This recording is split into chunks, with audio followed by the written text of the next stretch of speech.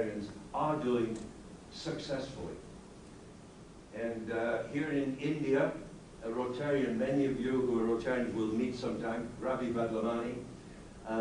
Incidentally, in India, water is referred to as Ganga.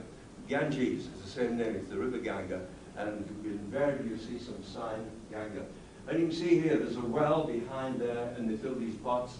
And I was talking earlier about hand washing. We'll frequently find that if there's a hand washing facility, and if they haven't been trained in hand washing, these pots then have some fecal matter inside them, which once again creates problems in the community.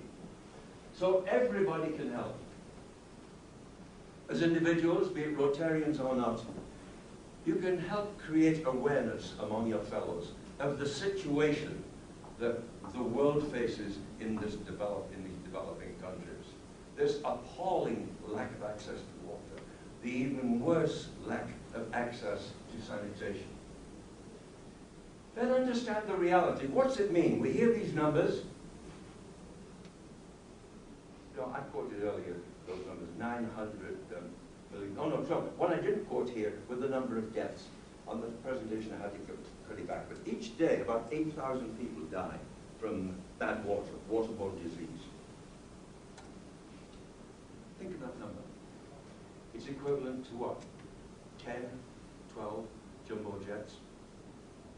If one jumbo jet hits the ground with 200 people on, you'll hear about it for 10 years. My God, I'm still reading about Lockerbie, that Pan Am 747 that went down 27, 28 years ago. Our media are failing us. There's just not an awareness of this desperate need for water and sanitation in the developing world. But let's go a step beyond that. When you understand the reality, internalize it. Say, what can I do as an individual?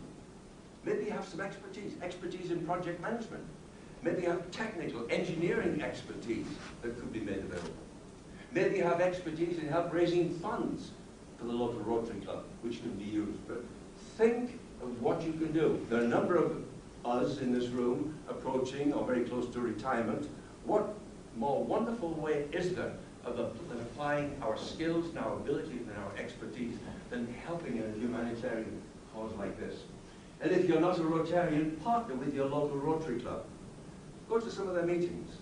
Hear what they're having to say. And you know, they'll welcome you as a member, I'm sure, in most cases. But if you don't have the time or the resources to be a member, then think how you could involve yourself and become involved. Persuade your friends to support WASRAG, the Water and Sanitation Rotarian Action Group. We are incorporated as a 501c3 in this country. We're a registered charity in Canada. So a donation does qualify for a tax receipt. And I mentioned earlier that none of the funds go into salaries, not even travel expense. All of that is paid for by the volunteers out of their own pocket.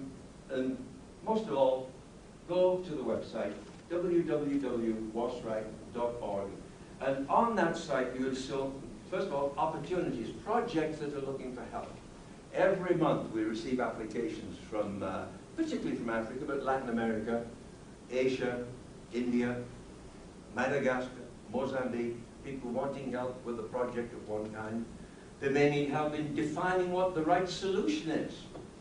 Or they may have already decided with help that it is to be rainwater harvesting, or maybe a pipeline, or something of that nature. They say, there's help needed. And it may be expertise, it may be money they're looking for, but you can get in there. But we're also looking for other skills. People who have skills in writing. People who'd like, for example, to run a photographic library. Somebody who wants to monitor water events around the world and just send information, because we are a service to Rotarians everywhere, Rotarians particularly, but also to the rest of the world. And we should be listing all of the events taking place relating to water and sanitation. So if you wanted to learn something, there's an event coming up, for example, next week somewhere, you would go there.